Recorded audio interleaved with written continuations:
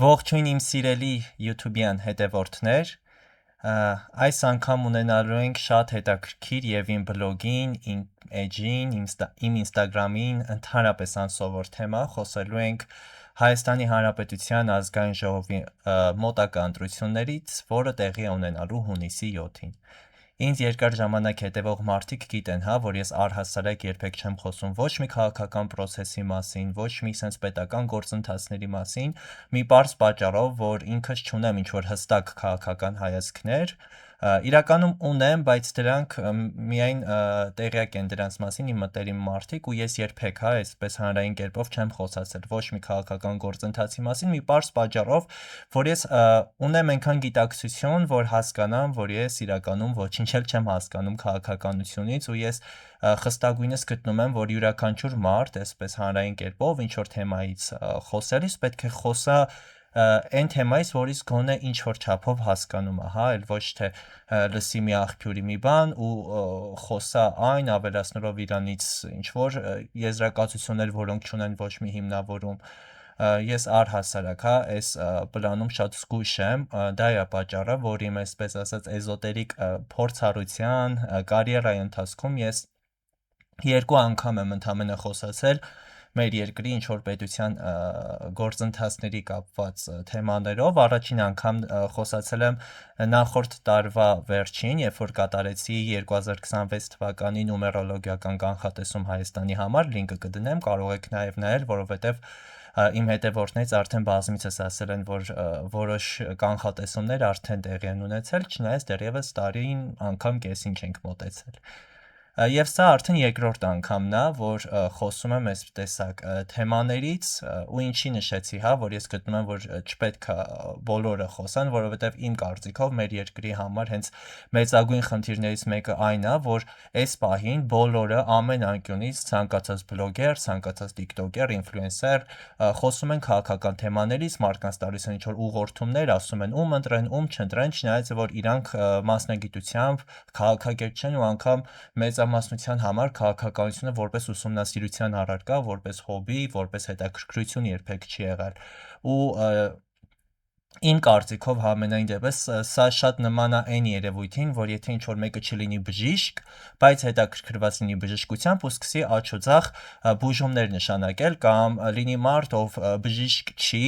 բայց ունենա հովանավորություն ինչ-որ դեղատան կողմից կամ ինչ-որ դեղագործական կազմակերպության կողմից ու սկսի մարդկանց դեղեր խորհուրդ տալ, առանց հասկանալով, թե նա ինչ է անում։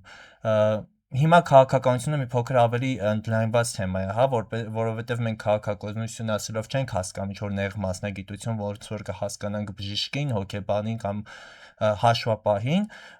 պատճառը շատ պարզ է, քաղաքականությունը վերաբերում է մեզ բոլորիս, այստեղ կապված ցանկացած որոշում, ցանկացած քայլ, ցանկացած ճիշտ ու սխալ ազդում է մեր բոլորիս վրա, այստեղ արդեն կապ չունի անկախ մեր քաղաքական հայացքներից, անկախ մեր ազգային պատկանելիություններից, եթե մենք Հայաստանի քաղաքացի ենք, Հայաստանի քաղաքական յուրաքանչյուր քայլ, յուրաքանչյուր պրոցես ազդում է մեր բոլորի վրա հավասարապես։ Դա է երևի թե պատճառը, որ մարդիկ Հայաստանում համենայն դեպս անկախ իրենց կրթական մակարդակից, անկախ իրենց գիտակցական մակարդակից, անկախ իրենց մասնագիտական գիտելիքներից բոլորը խոսում են քաղաքականության մասին։ Իմ խորին համոզմամբ դա մաքսիմում սխալ մոտեցում է ու այդ ամենը միայն սերմանում է արդեն իսկ մեր երկրում շատ մեծ տարածում ունեցող ատելության խոսքը, այլ ավելի է հզորացնում երկրի ներսում պարակտումը, ազգի ներսում ինչ-որ մեկը մյուսի հանդեպ թշնամանքը ու սրանից ավելի հզոր ասենց ասած նվեր մեր ոչ բարով հարևաններին մենք չենք կարող տալ, քան այն, որ մենք մեր երկրի ներսում մեր ազգով իրար միս ենք ուտում։ Այդ պատճառով ես կխուսափեմ ցանկացած տեսակի քաղաքական հայացք, քաղաքական դիտարկում անելուց մի պարզ պատճառով ես գտնում եմ, որ ես չեմ հասկանում քաղաքականությունից։ Ճիշտ է, շատ շատերից, շատ սենց գեղեցիկ խոսքեր շռայլող մարդկանցից ավելի շատ բան եմ հասկանում, բայց միևնույն ժամանակ քաղաքականությունը իմ համար անգամ 10-րդ մասնագիտություն չի, որ ես կարողանամ վերցնել ինձ վրա պատասխանատվություն մարդկանց ինչ-որ ուղղորդումներ տալու։ Այսօր ունենալու ենք հետաքրքիր մոտեցում, հա, մեր ԱԺ ընտրության օրվան, հունիսի 7-ին մոտենալու ենք աստրոլոգիական տեսանկյունից, փորձենք հասկանալ թե այդ օրվա երկնքի դիրքը, մոլորակների դիրքը, երկնքի պատկերը ինչ է ասում մեր երկրի համար։ Նախորդ պետք է նշեմ, որ ինչպես ասացի, ես չունեմ քաղաքական հայացքներ, այսպես իմ ոչ մի կանխատեսում չի վերաբերվելու կոնկրետ ինչ-որ կուսակցության, ես չեմ հարում ոչ մի կուսակցությանը, իմ համար ընդհանուր առմամբ ես չեմ էլ կարողացել, որ նա արդյունավետ, հա, ում ծրագիրն է ավելի արդյունավետ, ուսումնասիրելով ես ինչ որ չափով իհարկե ուսումնասիրելով կուսակցություններին հասկացա, որ ընդհանուր առմամբ ես ոչինչ էլ չեմ հասկանում իրենց գործերից։ Դրա համար կանխատեսումը փորձելու եմ անել հնարավորինս զերծ ինչ-որ անձնական մեկնաբանություններից։ Իհարկե հիմա բոլորս էլ գիտենք, հա, ինչ վիճակ է Հայաստանի Հանրապետության համար, մեղմ ասած լավ վիճակ չի, ու այսքան կուսակցություն, իհարկե այդ կուսակցություններից ընդամենը մի քանիսն են, որ ինչ որ չափով գոնե ճանաչելի անուն ունեն, ես անգամ չեմ հիշում այնտեղ 17 թե 19 կուսակցություն էր, հա, մեկ էլ այստեղ շատ կարևոր բան պետք է նշեմ, որ անպայման գնացեք ընտրություններին ու մի ընտրեք այնքան որ ընտրելու համար, որովհետև շատ կուսակցություններ կան ու այս հարցը ինձ միշտ տանջել էր, հա, կան կուսակցություններ, որ ակնհայտորեն չունեն ոչ մի շանս ընտրվելու, անգամ եթե իրանք աստրոլոգիական ամենաբարենպաստ դիրքերը ունենային իրենց քարտեզներում, ակնհայտորեն կուսակցությունների մեծ մասին մարդիկ ուղղակի անունով չեն ճանաչում, էլ չեմ խոսում իրենց ձայն տալու մասին։ Հետո ես իմացա, որ այսքան անկապ, բարիսպուն իմաստով անկապ բացվող կուսակցությունները հետևում են մի պատճառ, որ եթե կարողանան նրանք հավաքել գոնե 2% ձայն, որը կազմում է կարծեմ ընդամենը 25,000 քվ, որը մեկ հանրապետության համար հավատացեք ինչ որ լուրջ թիվ չի, հա, այդ շեմը հավաքելուց, այդ քանակը հավաքելուց հետո նրանք այդ կուսակցությունները տարեկան պետական բյուջեից, այսինքն իմ, ձեր ընտանիքների, ձեր ընկերների գրպանից ստանալու են 25 միլիոն դրամ ֆինանսավորում։ Եթե հավաքեն օրինակ 30,000 ձայն, ամեն ձայնը հաշվարկվում է 1000 դրամով եւ նրանք կստանան 30 միլիոն դրամ ֆինանսավորում ու այդ ընտրություններին մասնակցող շատերին մենակ դա է հուզում, նրանց այդ մասսան հիմնականում չէ ուզում մտնի ԱԺ, չէ ուզում ինչ որ պատասխանատվություն վերցնի իրենց վրա, պարզապես պետք է ունենալ կուսակցություն, որպեսզի ունենան պետական ֆոնդից ֆինանսավորում, իսկ այդ ֆինանսները գնում է մեր բոլորի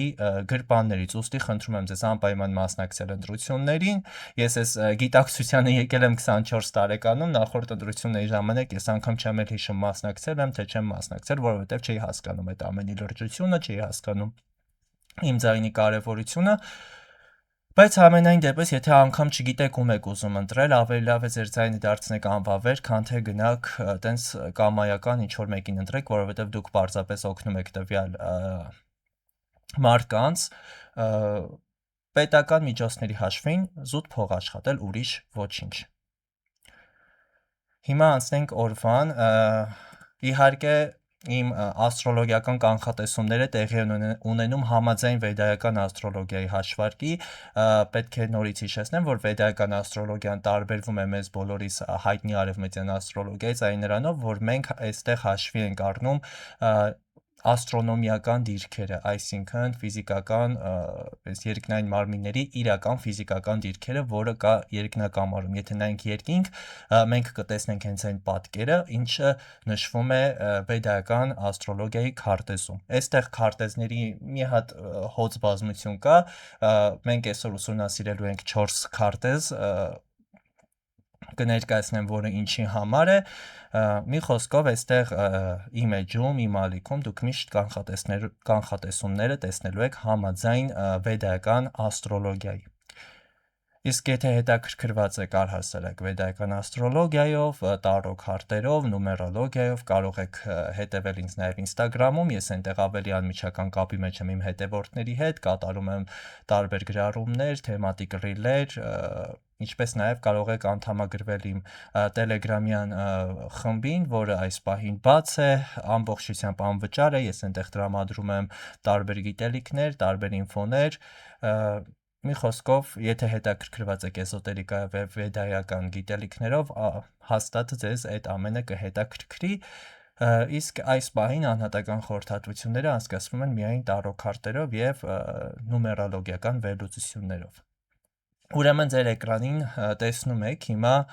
հունիսի 7-ի երկնքի քարտեզը։ Ընտրությունները սկսվելու են առավոտյան 8-ին, ուստի այստեղ շատ կարևոր է,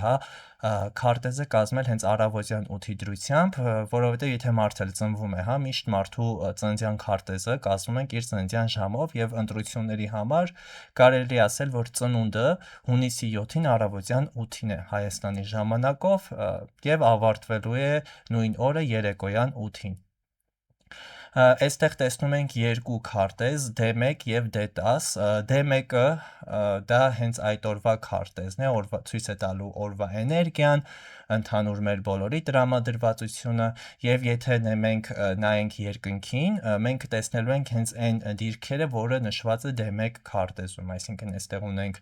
օրինակ Յուպիտերը Խեցգետնի համաստեղությունում, դա նշանակում է, որ այս պահին ֆիզիկապես անզեն աչքով էլ եթե նայենք երկնքին, կտեսնենք, որ Յուպիտերը գտնվում է Խեցգետնի համաստեղությունում։ D10-ը արդեն այլ քարտեզ է, որը վերաբերվում է տվյալ պահի իշխանությանը, որը գտնվում է երկրում, իսկ մարդու պարագայում արդեն D10 քարտեզը ցույց է տալիս մարդու կարիերան, ֆինանսներն ու հաջողությունը։ Հաշվարկի վրա հիմա իսկ այդտեղ չենք խորանա, որովհետև շատ խորը մասնագիտական արդեն պահ է, ձեզ բոլորին վստահ եմ ընդհանրապես չի հետաքրքրում։ Եվ սկսենք D1-ից, D1-ը օրվա էներգիան է եւ ինչպես տեսնում ենք ասցենդենտը, առաջին տունը, այսինքն այն հատվածը, որը գտնվելու է ավելի ճիշտ առավոտյան ժամը 8-ին մեր արևելքում, արևելյան հորիզոնում, երկվորյակի համաստեղությունն է։ Մեկ էլ այստեղ պետք է նշեմ, որ արևը հաշվի չեմ առնելու կանխատեսման համար, այն պատճառով, որ քանի որ հստակ որոշված է, որ առավոտյան ժամը 8-ին է տեղի ունենալու սկիզբը, բնականաբար առավոտյան 8-ին արևը գտնվելու է 12-րդ տանը, իսկ երեկոյան ժամը 8-ին, երբ որ ավարտվի ընտրությունները, արևը արդեն գտնվելու է 8-րդ կամ 7-րդ տան, այսինքն մայրամուտի պահը 1 օրվա ընթացքում, 24 ժամվա ընթացքում արևը շրջում է բոլոր 12 տներով եւ այս կանխատեսման համար արևի դիրքը հաշվի առնել ընդհանրապես պետք չէ, այնտեղ ժամը 1, 2 ժամը, ավելի ճիշտ 2 ժամվա ընթացքում 1 տուն է փոխում արևը ու այդ ինֆորմացիան մեզ ոչինչ այս պահին չի տա։ Իրական շատ հետաքրքիր քարտեզ է ու ինչքան ես ուսումնասիրում եմ, ես հանգում եմ այն մտքին, որ այս օրերը հատուկ են որոշվում, որովհետև ես ունեմ խորին համոզմունք, որ երկրի ղեկավարները, պետական բարձր պաշտոնյաները լավ էլ հասկանում են էզոտերիկայից, ունեն լավ էզոտերիկ գիտելիքներ, որքան էլ դա անսպասելի, անսովոր լինի, ոչ մի օր, ոչ մի ամսաթիվ պարզապես չի որոշվում։ Եվ հունիսի 7-ի քարտեզը շատ հետաքրքիր է, որովհետև sense մի հատ էներգիաների աստղաբույլ խառնաշփոթ ու պետքա հասկանալ այս ամենի տակից ոնց ենք sense ասած դուրս գալիս։ Առաջին տունը արդեն իսկ այստեղ շատ հաջողակ առաջին տնով ենք սկսում, որովհետև առաջին տանը մենք ունենք Մերկուրի եւ Վեներա մոլորակները, Մերկուրին առհասարակ ինֆորմացիայի, տեղեկատվության, խոսքի, ձայնի մոլորակն է ու սա շատ հստակ հուշում է, որ մեր ձայնը, մեր ընտրությունը շատ կարևոր է լինելու այս ընտրությունների ընթացքում ու Մերկուրին գտնվում է բավականին լավ դիրքում, որովհետև գտնվում է երկվորյակի համաստեղությունում, իսկ երկվորյակի համաստեղությունը նույնպես կառավարվում է Մերկուրի մոլորակի կողմից, այսինքն Մերկուրին գտնվելու է իր տանը ընտրության օրը, ինչը տալու է մեզ շատ հզոր ձայն ու եւս մեկ անգամ նշում է այն, որ մեր ձայնը իրոք լինելու է որոշիչ։ Դրա համար երևի թե այս տարի սենց թրենդ է դարձել, որ բոլորը նշում են գնացեք ընտրություններին։ Ես սենց բան համենայն դեպս իմ կյանքի ընթացքում չեմ տեսել, որ անպայման նշվի, այստեղ բլոգերները, մարդիկ հեռուստատեսությամբ անպայման նշում են գնացեք ընտրության, որովհետև այս տարի մեր ձայնը իրոք շատ մեծ նշանակություն է ունենալու ու մարդկանց մոտ կա հակում, այս վերջերս ընտրություններին չգնալու, լուրջ չվերաբերվելու, անգամ ես ինքս նախորդ ընտրություններին չեմ էլ հիշում մասնակցել եմ, թե չէ, ես ինքս երկար ժամանակ արդեն կարևորություն չէի տալիս, բայց հիմա եկել է ժամանակը, որ իրոք մեր ձայնի կարևորությունը կա ու Մերկուրին երկվորյակում տալիս է ազգին այդ հնարավորությունը, այդ ուժը գնալու ու ընտրելու, բայց այստեղ նաև ունենք Վեներան, չնայած Վեներան հաջողակ մոլորակներից է, հա, ունենալ Վեներային առաջին տան մեջ նույնպես հաջողություն է ու իրոք մենք կարող ենք շատ հաջողակ էներգիայով ազդել մեր երկրի վրա, բայց այստեղ կա մի հատ ռիսկային պահ։ Վեներան նաև սիրում է շքեղություն, սիրում է գեղեցկություն ու Վեներա Մերկուրի միացումը այս պահին խորհրդանշում է այն, որ հաճախ չէ, հիմնականում մենք ազգով անում ենք ընտրություններ հիմնվելով արտաքին տեսքի ու արտաքին փաթեթավորման վրա, այսինքն այս ինչ մարդը շատ լավ խոսեց, եկեք գնանք իրան ընտրենք։ Այս ինչ մարդու բրենդինգը շատ լավն է, եկեք գնանք իրան ընտրենք։ Այս ինչ մարդը սիրուն է հագնվում, եկեք գնանք իրան ընտրենք։ Այսինքն մենք չպետք է անենք ընտրությունը ելնելով արտաքին փաթեթավորումից։ Պետք է կարողանանք ճիշտ ձևով վերլուծենք։ Այ երկվորյակների համաստեղությունը ստեղ մի փոքր ռիսկային է, որովհետև շատ ավելի լավ կլիներ, եթե Մերկուրին գտնվեր կույսի համաստեղություն, որտեղ կույսի հովանավոր մոլորակը նույնպես Մերկուրին է, բայց ինչևէ այս դիրքը նույնպես վատ չի, ուղղակի երկվորյակի համաստեղությունը տատանողական համաստեղություն է ու այն վիճակը, որ մենք չգիտենք ում ընտրենք, չգիտենք վերջը գնանք թե չգնանք, հա, մասնակցենք թե չէ, լուրջ այս ամենը թե լուրջ չի, այդ տատանողական հակումները երկվորյակի համաստեղությամբ նույնպես ավելի է ուժեղանալու, բայց եթե կարողանանք մեր մեջ գտնենք ամրություն ու իսկապես ուսումնասիրենք, հա, այս ամենը հասկանանք, թե մենք ում ենք ուզում ձայն տանք, հավատացեք Մերկուրի երկվորյակ այս համատեղելիությունը շատ ուժեղ ազդեցություն կունենա մեր վրա ու շատ կարևոր է, որ Վեներան մենք Վեներայի էներգիան օգտագործենք ոչ թե պարզապես գեղեցիկը ընտրելու, մարքեթինգի զոհ դառնալու եւ պարզապես մարդու սիրուն խոսալով ընտրենք, այլ Վեներան նաեւ սիրո մոլորակն է ու մենք ընտրությունները կատարենք սիրելով մեր երկիր, այսինքն հասկանալով, որ մենք մեր ընտրությամբ կերտում ենք մեր երկրի ապագան, որը ազդելու է իմ, ձեր, մեր սիրելի մարդկանց բարօրության ու բարեկեցության վրա, չտրվենք ոչ մի մանիպուլյացիաներին, ոչ մի, այսպես ասած, գովազդային արշավներին։ Երկրորդ տան մեջ ունենք Յուպիտեր մոլորակը, որը գտնվում է Խեցգետնի համաստեղությունում, այստեղ շատ բարեհաջող է այն առումով, որ նախ Յուպիտերը արդեն հաջողության մոլորակն է, գտնվելու է իր էքզալտացիայում, Խեցգետնի համաստեղությունը Յուպիտեր մոլորակի համար այն ամենալավ տեղն է ու գտնվելով այս տան մեջ Յուպիտերը տալիս է իրոք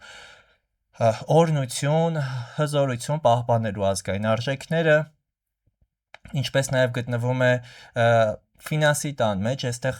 պետք է հասկանանք, հա, որ այս ընտրությամբ մենք նաև ապահովում ենք ոչ միայն մեր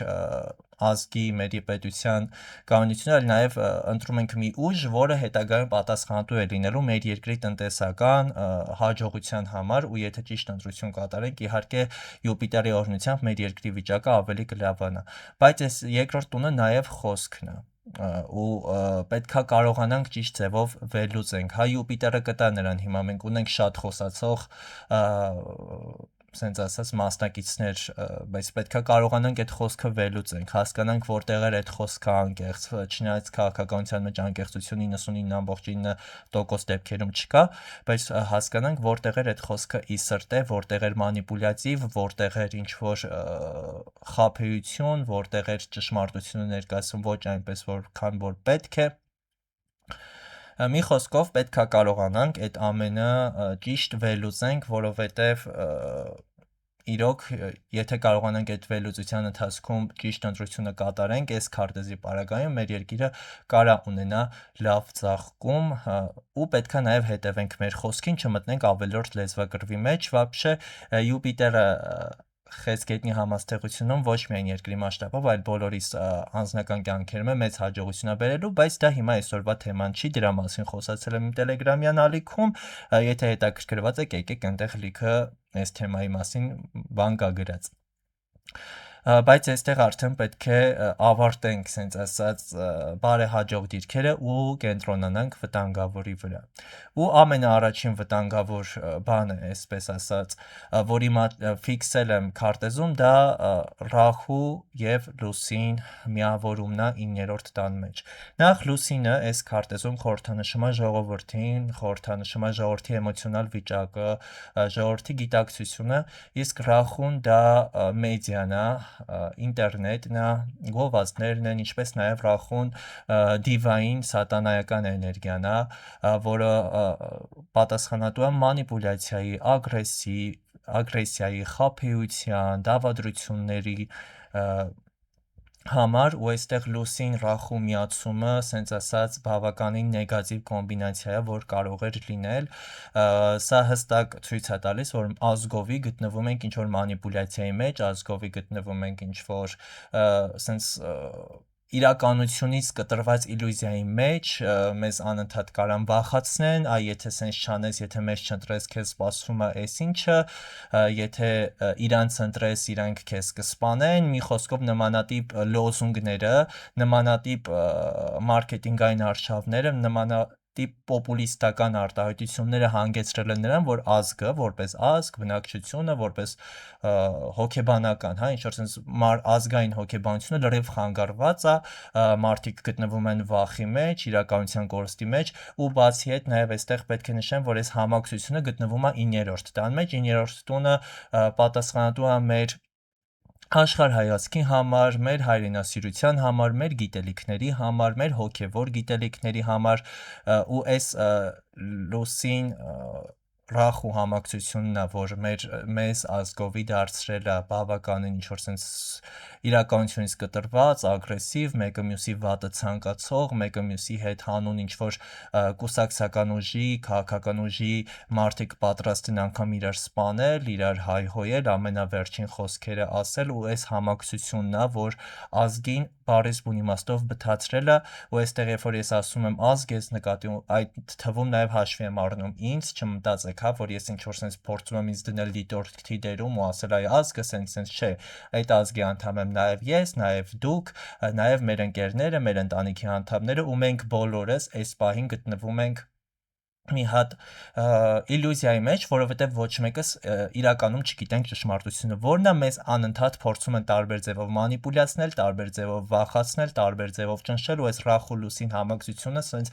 իդեալական ֆունդամենտ է տալիս համապատասխան ուժերին,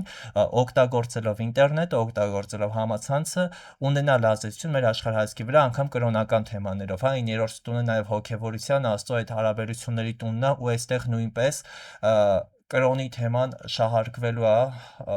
այս ընտրությունների հետ կապված մարդկանց կրկին մանիպուլյացնելու համար։ Նաև այստեղ պետք է ասեմ, որ 3-րդ տան մեջ մենք ունենք կետուն նույնպես դիվային ուժ է, և 3-րդ տունը դա նաև մեր էներգիան է, մեր գործելու էներգիան է, ու սա է պատճառը, որ մարդիկ հիմա ազգը, ընտրողները, ընտրազանգվածը մաքսիմում ուժասպառ վիճակում է։ Այս կետուն դրա մասին է ցույց տալիս, որ մարդիկ չեն ուզում պարզապես մասնակցեն ընտրություններին, ու այս որ ամեն անկյունից գոռում են գնացեք ընտրության, դուրս եկեք տանից, մի ալարեք այդ կես ժամը տրամադրելուն, սա կետուի ազդեցությունն է, որ մարդկանց հետ է պահում այդ ընտրելու իրավունքից, 3-րդ տունը դա էներգիայի, ռեալիզացիայի, գործելու տունն է, ու կետուն հենց այստեղ ունենում է իր դիվային ազդեցությունը այնքանով, որ մարդկանց մոտ չի թողում էներգիա այդ ընտրություններին մասնակցելու։ Նաև այստեղ հետաքրքիր դիրք է այն, որ 10-րդ տան մեջ ունենք Սատուրն մոլորակը։ Սատուրնը կարգ ու կանոնի, պետական օրենքների, ստրուկտուրայի խիստ ծանր մոլորակ է, ու 10-րդ տունը ամենաուժեղ դիրքերից մեկն է, ու սա տալիս է նաև այն պատկերացումը, որ փոփոխությունները այս առումով, այս պահին, ինչ-որ իշխանության հետ կապված հարցերով, ներկայիս իշխանության հարցերով շատ մեծ չեն լինելու։ Սատուրնը ընդհանուր առմամբ կարծրացնող էներգիա է, ու շատ դանդաղ է թողում երևույթներին տրանսֆորմացնել, ու այն փաստը, որ առավոտյան ժամը 8-ին ընտրությունների սկսելուն Սատուրնը գտնվելու է 10-րդ տան մեջ, դա ի օգուտ է ներկայիս իշխանության։ Այսինքն Սատուրնը դեռևս շարունակելու է պահպանել այն ստրուկտուրան, այն համակարգը, որը կա, որը ձևավորված է։ Եվ 11 դրա մասին առանձին կխոսանք դեռևս Սատուրնի դիրքը այստեղ 4 քարտեզները վերլուծելուց հետո մի հատ կանադառնամ եւ 11-րդ տան մեջ ունենք Մարսը Խոյի համաստեղությունում սա վտանգավոր համակցություն է նրանով որ Մարսը կրակի էներգիա է, հզոր էներգիա է ու գտնվում է իր սեփական համաստեղությունում, Խոյի համաստեղությունում գտնվում է իր տանը, Խոյը նույնպես հա կրակի էներգիա է, Խոյերի մարդիկ ինչպես են, հա, բորբոքվում են, հեշտ հունից դուրս են գալիս, ինչ որ չափով ագրեսիվ են ու այստեղ Մարս-Խոյ համակցությունը կարող է տալ նրան, որ մենք ազգովի այդ օրը լինենք բավականին ագրեսիվ ու 11-րդ տունը պատասխանատու է կապերի, շրջապատի, մարդկանց իրար մեջ հարաբերությունների խոսալու հետ ու այստեղ շատ կարևոր է, հա, որ չտրվել տարբեր պրովոկացիաներին, չմտնել վիճաբանությունների մեջ։ Ընդհանուր առմամբ նայելով այս քարտեզը ես կասեմ, որ ընտրությունների սկիզբը առավոտյան ժամերին համենայն դեպս լինելու է հանգիստ, եթե մարդիկ կարողանան իրենց վերահսկել, որովհետև նայեք 11-րդ տան մեջ, այսինքն մարդկանց շրջապատերի, գործընկերների հետ հարաբերություններում ունենք Մարս Խոյ համատեղելիությունը, միացումը, որը տալիս է ագրեսիա, ինչ-որ բորբոքված վիճակներ, բայց նաև խոսքի տան մեջ ունենք Յուպիտերը, որը հստակ մեզ հուշում է, որ պետք է կառավարենք մեր խոսքը, կառավարենք մեր էմոցիաները։ Եթե չկարողանանք ճիշտ ձևով խոսալ, զսպել մեզ, խոսալ գրագետ, ճիշտ, դիմել մեր դիմացինին, այստեղ այսօրվա ընթացքում կոնֆլիկտները անխուսափելի կլինեն։ Բայց եթե կարողանանք վերահսկել 11-րդ տունը հաջողության տունել է նաև ու Մարսի էներգիան կուղղվի ոչ թե արդեն կոնֆլիկտների ու կռիվներին, այլ կուղղվի ինչ որ երկրաշինության, քաղաքաշինության, երկրի համար լավ քայլեր անելուն։ Հիմա անցնենք դետասին, դետասը ներկայիս իշխանությունները ցույց տվող քարտեզն է, այստեղ հետաքրքիր ու միանգամից աչք ծակող համադրություններ կան, առաջինը նախ սկսեմ նրանից, որ 4-րդ տան մեջ Սատուրն եւ Ռախու միացումն է։ Նայեք, այստեղ Սատուրնը 10-րդ տան մեջ էր օրվա քարտեզում, իսկ իշխանության դեպքում Սատուրն Ռախուն 4-րդ տան մեջ է։ Որ դուք պատկերացնեք 10-րդ եւ 4-րդ տունը, 10-րդ տունը ուղիղ մեր գլխի վերևում գտնվող երկնքի հատվածն է, հա, երբ որ մենք պարզապես վերև ենք նայում առանց աջ ու ձախի, մենք տեսնում ենք 10-րդ տունը, ուղիղ մեր գլխավերևը։ Դա ամենաբարձր կետն է օրվա ընթացքում, որ մոլորակները կարան հասնել։ Իսկ 4-րդ տունը երկնքի այն հատվածն է, որը մեր համար ամենաանտեսանելին է։ Եթե երկիր մոլորակը գունդ է, մենք այստեղ ենք, տեսնում ենք մեր գլխավերևը, 4-րդ տունը մեր ոտքերի տակն է, ուղիղ ընկնում, այսինքն մեր երկրի հակառակ կողմում գտնվող պետության գլխավերևը։ Այսինքն, եթե չեմ սխալվում, Հայաստանից ուղիղ որ անցք բացենք, այն մյուս կողմը գլոբուսում Բրազիլիան է գտնվում, կարծեմ։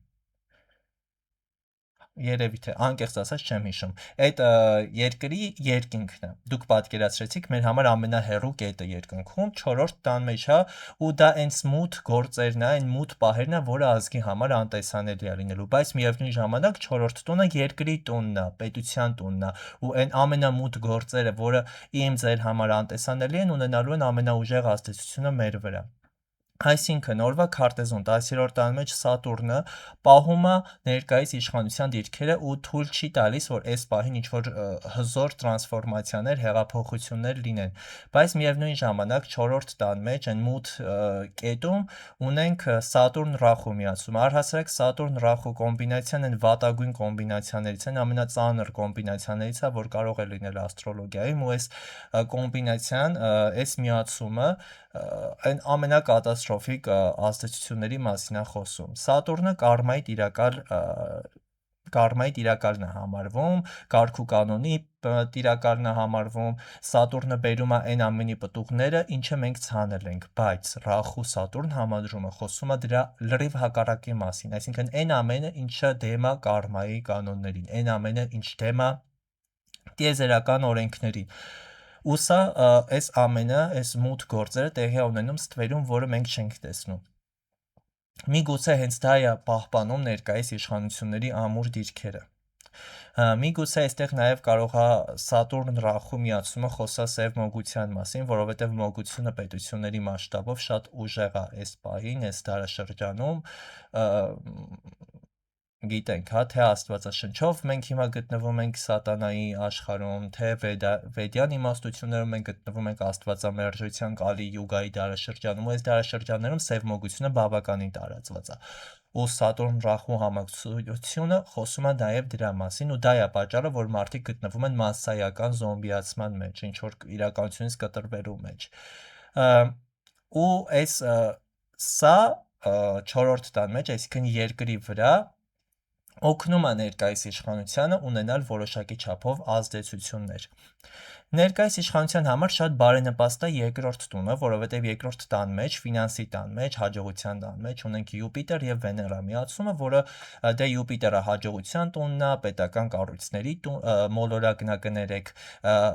տալիս է բարեկեցություն, հաջողություն եւ այստեղ Վեներայի հետ համակցմամբ նաեւ տալիս է ֆինանսական հաջողություն, տալիս է գործերին հաջողություն, ու այս դիրքը ներկայիս իշխանության համար բավականին բարեհաջող վիճակում է գտնվում, ինչպես նաև այստեղ 9-րդ տան մեջ այն բարոյագիտական կողմի հետ կապված ունենք Մարս Մերկուրի համատեղելիությունը, դրա համար հաճախ ներկայիս իշխանության խոսքը լինում է շատ ագրեսիվ ձևով, հա, որովհետև Մարսը ագրեսիայի էներգիան է, Մերկուրին ինֆորմացիայի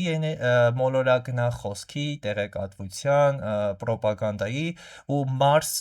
Մերկուրի համատեղելիությունը տալիս է այն կոմբոն, որ այս ներկայիս իշխանությունը կարող է պայտակը իրականացնի շատ ագրեսիվ մարքեթինգ, շատ ագրեսիվ արշավներ են, որ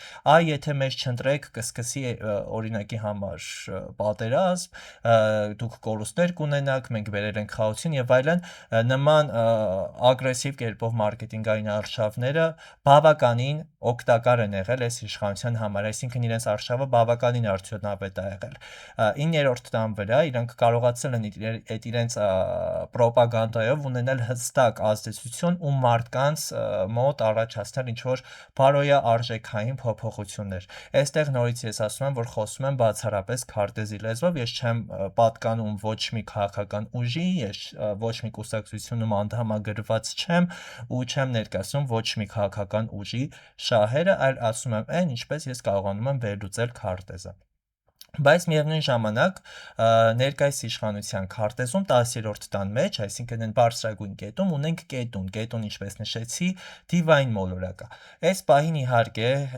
ներկայիս իշխանությունը գտնվում է ինչ-որ բարեհաջող դիրքում, գտնվում է դեռևս այն դիրքում, որտեղ իրենց հետ կապված լուրջ փոփոխություններ չեն սպասվում, բայց կետուն համենայն դեպս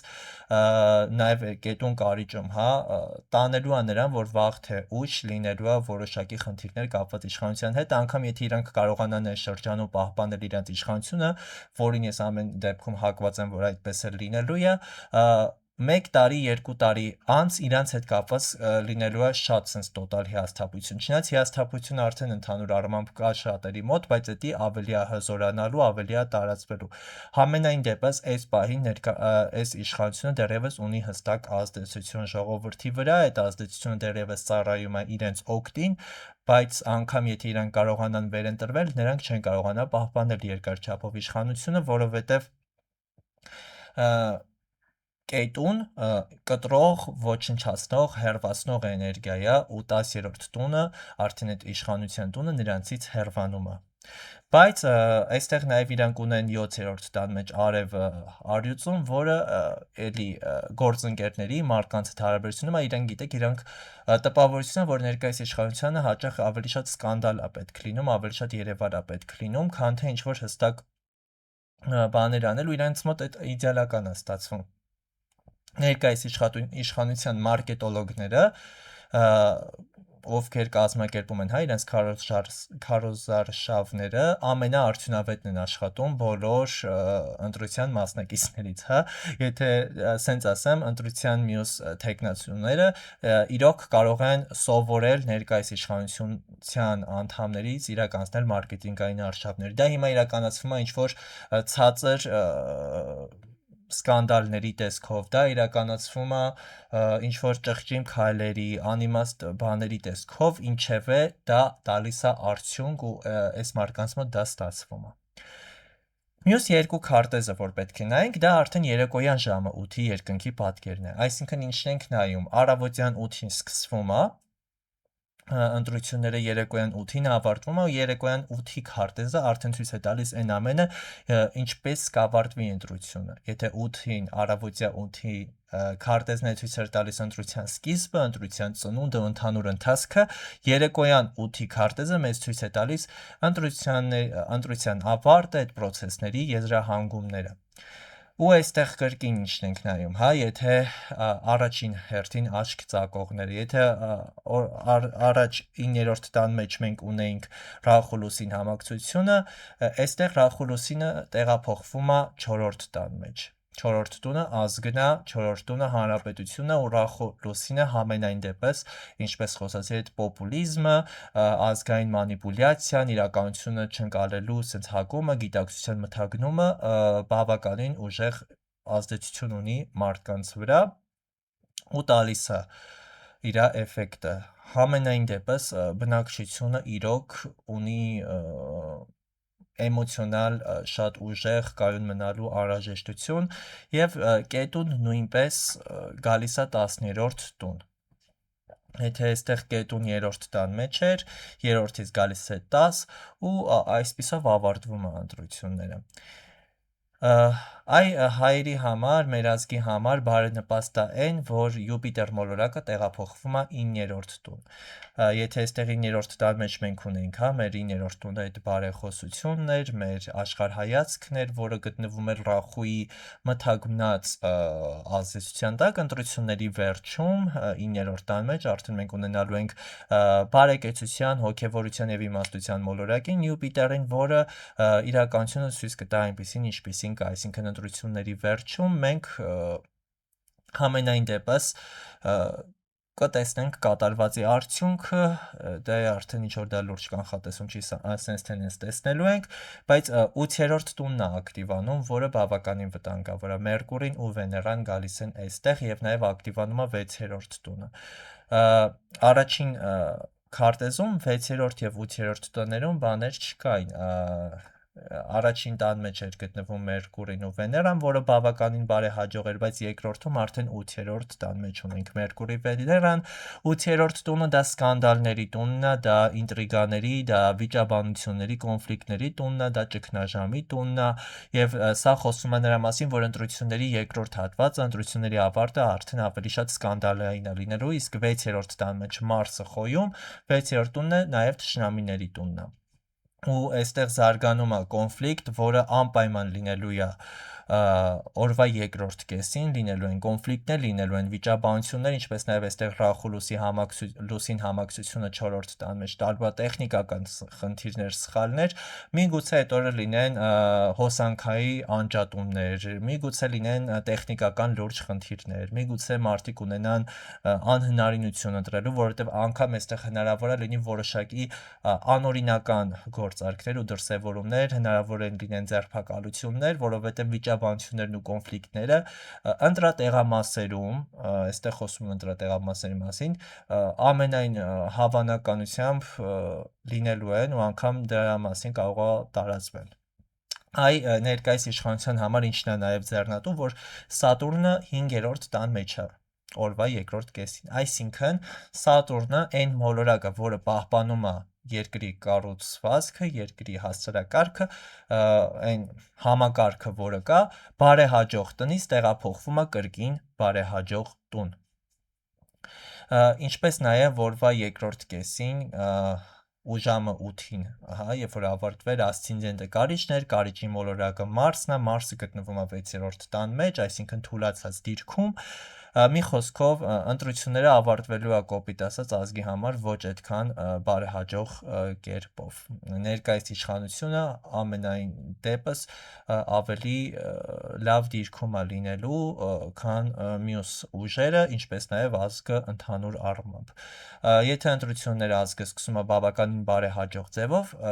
ես հակված եմ նրան, որ ընտրությունները ավարտելու է ընդհանուր առմամբ ոչ այդքան բարեհաջող ձևով, ներկայիս իշխանությանը հաջողվելու է համենայն դեպս էլի ժամանակավոր ձևով պահպանել իր գոյությունը, բայց պահպանել իր դիրքերը, բայց իհարկե որոշակի վերապահումներով, որովհետև ինչ որ լուրջ համակարգային փոփոխությունների երկրի համար այս քարտեզի պայմաններում համենայն դեպս չի երևում, լինելու են սկանդալներ, լինելու են վիճաբանություններ, կոնֆլիկտներ, անիմաստ խոսքեր, տեխնիկական խնդիրներ, բայց լուրջ փոփոխություններ, ինչ որ հեղափոխություններ ըստ իմ վերլուծածի չի լինելու։ Եվ մյուս քարտեզը D10 քարտեզը, որը ցույց էր տալիս ներկայիս իշխանությանը, գիտեք, այստեղ հետաքրքիր է պատկերը, որովհետև երկու ծայրահեղ դրսևորումներ ունենք, իշխանության համար ակտիվանում է 12-րդ եւ 6-րդ տունը, որը իհարկե բերելու է ներկայիս իշխանության համար խնդիրների, որովհետև իրենց համար Ռախու եւ Սատուրն համադրությունը թշնամիների տանը խոսում է նրա մասին, որ այս իշխանության թշնամիները բավականին հակառակորդները, լավ թշնամի չասենք, ակտիվանալու են օրվա վերջ, լինելու են կոնֆլիկտներ, միգուցե անգամ այստեղ թեմաներ արտացվեն արտասահմանի հետ, որովհետև 12-րդ տունը արտասահմանն է, միգուցե նաև որոշ մարդկանց տանեն հիվանդանոցի թեմաներ նույնպես լինեն օրվա ավարտին, նամանավանդ այս իշխանության մարդկանցից, բայց իրանց 4-րդ տան մեջ, այսինքն իրանց դիրքում ունեն երկու բարեհաջող մոլորակ՝ Վեներան ու Յուպիտերը, ինչպես նաև Մարսը իրենց 11-րդ տան մեջ է, ընդհանուր առմամբ գիտեք ինչի եմ հակված, որ այս իշխանությանը դեռևս կհաջողվի պահպանել իրենց դիրքերը, իհարկե ոչ առաջվա պես, այսինքն իրանք չեն ունենա 50% ձայն, բայց ընդհանուր համեմատականով կունենան ավելի բարձր դիրք, քան մյուսները։ Իհարկե կարծում եմ, որ իրանց մյուս ընտրությունների ժամանակ ներկայիս իշխանության դիրքը արդեն շատ ավելի ցածր է լինելու, քան հիմա, բացի այդ նրանց 7-րդ տան մեջ իրենք ունեն Լուսինը, ինչը խոսում է նրա մասին, որ իրենց կհաջողվի էլի ինչ-որ չափով կոմպրոմիսի գալ, ինչ-որ չափով դյութել, ինչ-որ չափով խոսքով հասկացնել, իլյուզիաների մեջ պահել իրենց դիմացիններին, բայց 6-րդ տան մեջ Սատուրն Ռախու համակցումը այստեղ ուժեղացնում է կոնֆլիկտը, ուժեղացնում է պայքարը, իսկ 12-րդ տունը իրականում այստեղ 12-րդ տան մեջ Կետու Մերկուրի համակցումը կարելի էր ինչ-որ չափով ասել, որ ներկայիս իշխանության ավարտը գալիս է, բայց ես դեռևս հակված եմ նրան, որ այս իշխանությունը ընտրվելու է կրկին եւ պահելու է էլի մոտակա ժամանակը իր դիրքերը, որից հետո արդեն վերջնական սկսելու է անկում ապրել։ Ես նաև այստեղ չեմ ուզում խորանալ թեկնածուների անձնական քարտեզների մեջ, որովհետև հաղորդումը բավականին կերկարի ու անգամ կարող է անհետաքրքիր լինի, բայց ես նայեցի երկու անձի, մեր ներկայիս ղեկավարի եւ Սամվել Կարապետյանի քարտեզները, այնտեղ հետաքրքիր դիրքեր կային, նախ եկեք գնանք օրվա քարտեզին, D1-ին, Սամվել Կարապետյանի մոտ Յուպիտերը գտնվում է ջրհոսում, իսկ հիմա մենք ջրհոսում ունենք Ռախու Լուսին համակցումը, Նիկոլ Փաշինյանը ու Սամվել Կարապետյանի մոտ, կներեք, Սամվել Կարապետյանի մոտ Սատուրնը գտնվում ջրհոսում, մենք հիմա ունենք ջրհոսում Ռախու Լուսին տրանզիտ, այսինքն Սատուրնի էներգիան նրա համար գցվելու է Ռախու եւ Լուսնի էներգիաներին, ինչը Սամվել Կարապետյանի համար այդքան էլ բարենպաստ չի,